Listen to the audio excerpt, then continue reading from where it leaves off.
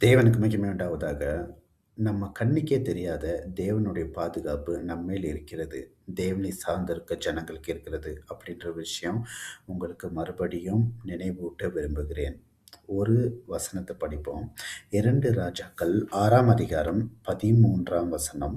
அந்த வசனம் சொல்கிறது, எலிசா என்ற தீர்க்கதரிசியை பிடிக்கும்படி ஒரு ராஜா தன் சேனையே அனுப்புறான். அப்போ அவன் கேட்கிற காரியம், அந்த ராஜா, எலிசா எங்க இருப்பான்னா, அந்த ஊர் பேர் சொல்றாங்க தோத்தான். அந்த இடத்துல தான் தங்கியிருக்கான்னு. இந்த தோத்தான் அப்படின்ற பட்டணத்திற்கு தன் சேனையை அனுப்புறான். ஆனா, மாம்சமான படை இருக்கு. ஆனா, அந்த ஒரு படையே ஒரு மனுஷனால தோற்கடிக்கப்படுது. ஏன்னா, எலிசா கூட தேவன் இருக்கிறார். அந்த அதிகாரத்துல வசனம் எப்படி சொல்கிறது?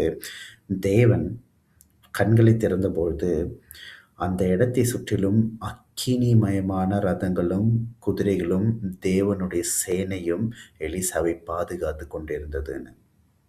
இப்போ நான் சொல்றேன், இந்த தோத்தான்ற இடத்த இன்னொரு இடத்துல நீங்க வேதத்துல வாசிக்கலாம். எங்கே அப்படின்னா, அநேகர் கண்டுபிடிச்சிருப்பீங்க. ஆதியாகமம் 37ஆம் அதிகாரம் 17ஆம் வசனம். யோசேப்பு என்ற ஒருவன் தன் சகோதரை தேடி போகும்பொழுது எங்க கண்டுபிடிச்சான்னா, தோத்தான் என்ற இடத்துல போய் பார்க்குறான். அங்க யோசேப்பை கொன்று போடும்படி அவர்கள் எழும்பினார்கள். ஆனா, தேவனுடைய ஒரு பாதுகாப்பு அவனுக்கு இருந்தது.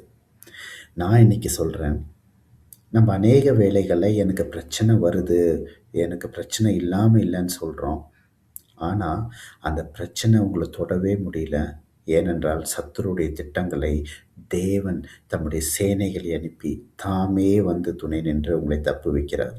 நம்ம கண்ணுக்கு தெரியிறதெல்லாம் வர பிரச்சனை தான். ஆனா, கண்ணுக்கு தெரியாத தேவனுடைய பாதுகாப்பு உங்களையும் என்னையும் சுற்றி அக்கினிமயமா இருக்கிறது. அதை விசுவாசிங்க. தேவன் உங்களை பாதுகாக்கிற காரியத்துல தீவிரமா இருக்கிறார். தேவன் உங்களை ஆசீர்வதிப்பாராக.